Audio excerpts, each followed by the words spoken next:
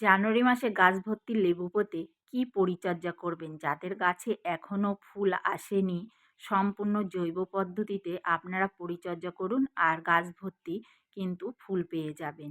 তো আপনারা অনেকেই হয়তো এখনও ফুলের দেখা পাননি বা পেয়েও গেছেন বা দীর্ঘদিন ধরে ফুলও আসছে না। তো বন্ধুরা, তো দেখুন, এটা হচ্ছে আমার একটা লেবু গাছ। এই লেবু গাছটার নামটা আমি এখনও মনে করতে পারিনি। তো এই লেবুর ভিতরে টক কিন্তু বাইরের খোসাটা প্রচুর মিষ্টি। আসসালামু আলাইকুম বন্ধুরা, আশা করি আপনারা ভালো আছেন ও সুস্থ আছেন। আলহামদুলিল্লাহ, আমিও ভালো আছি। ঘরোয়া খাবার দিয়েই কিন্তু প্রচুর গাছে ফুল আপনারাও আনতে পারেন। তো আমি এর আগেও ভিডিও দিয়েছিলাম যে আমি কীভাবে গাছের খাবার পটাশিয়ামের চাহিদা পূরণ করেছি ঘরোয়া খাবার দিয়ে। তো আজকেও আমি আপনাদেরকে দেখিয়ে দেব, তবে ধৈর্য ধরে ভিডিওটি দেখতে হবে।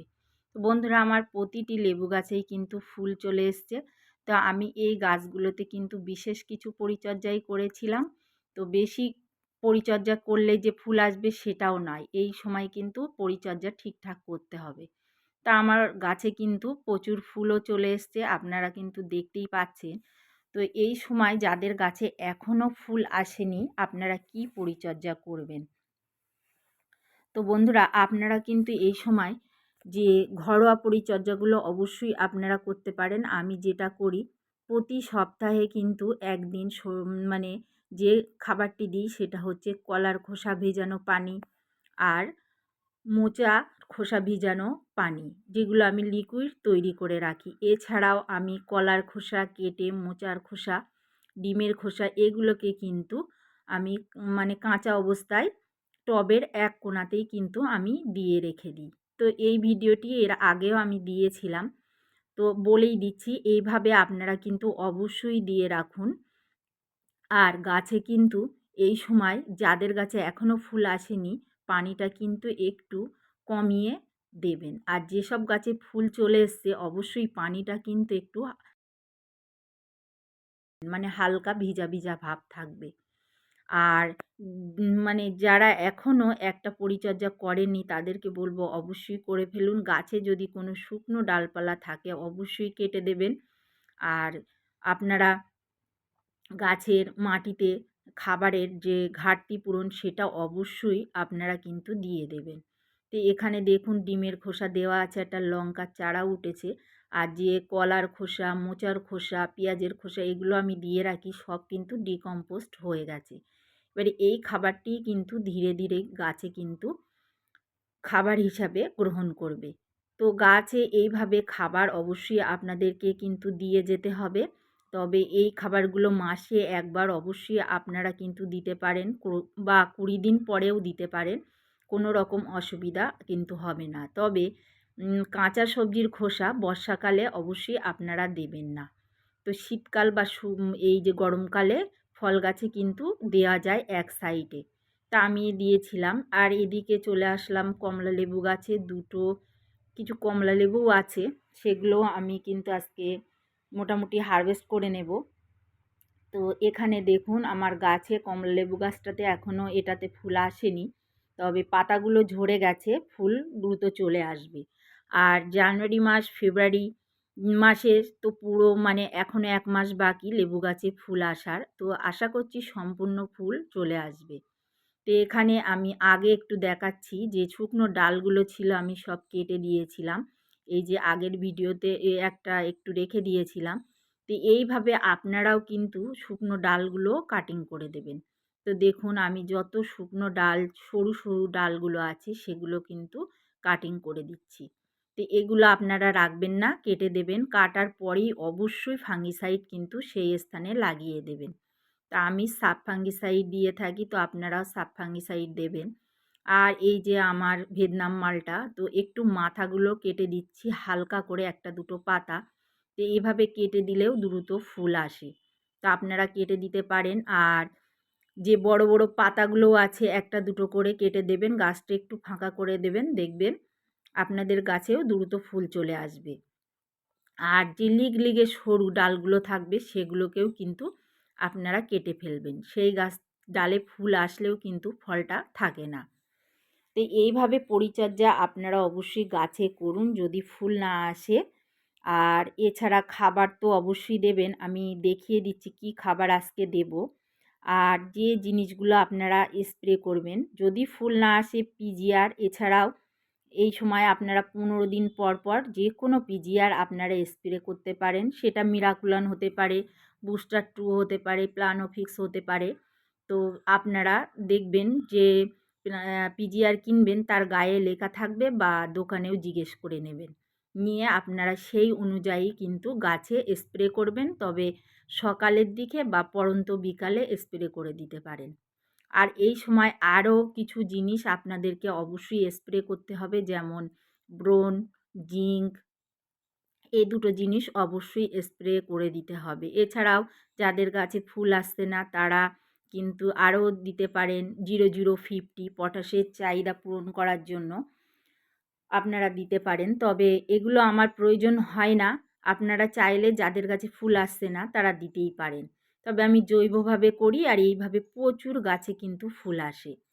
তো এই যে দেখুন, আমি কমলা লেবুগুলোও কেটে নিচ্ছি, আর যে মানে লেবু তোলার পরে যেগুলো ডালগুলো ছিল সেগুলো আমি কিন্তু কেটে দিচ্ছি।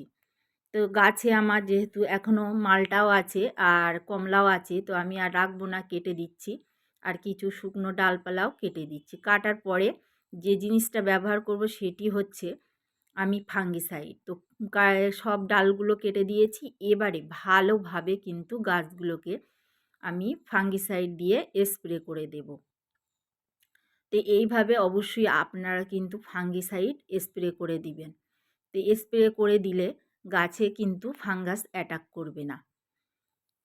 আর গাছে যদি লেবু থাকে তাহলে বলবো, জানুয়ারি মাস যেহেতু প্রায় আজকে 16 তারিখ, তো আপনারা কিন্তু মোটামুটি লেবু আর রাখবেন না। যাদের গাছে আছে তোলার চেষ্টা করবেন, কারণ আর রাখার কোনো দরকার নেই। এইভাবে আপনারা কিন্তু গাছে পরিচর্যা করুন।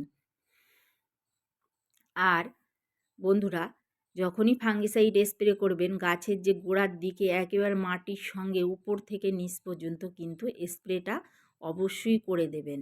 তাহলে গোড়ায়ও অনেক সময় ফাঙ্গাস লাগে, সেই ফাঙ্গাসটি কিন্তু আর লাগবে না। আর এরপরে দেখুন, গাছের যে আমি একটা খাবার আজকে দেব সেটা আপনাদেরকে দেখাচ্ছি। প্রথমে আমি একটু পানি নিয়েছি, যে বালতিতে, সেটা হচ্ছে 10 লিটারের পানি। তারপরে 1.5 চামচ দিয়েছি আমি ফাঙ্গিসাইড, সাব ফাঙ্গিসাইড। তারপরে যেটা দিলাম আমি এখানে 1 লিটার কলার খোসা ভিজিয়ে রেখেছিলাম, দিয়ে দিলাম। এরপরে আরও একটা জিনিস দেব, যেটা হচ্ছে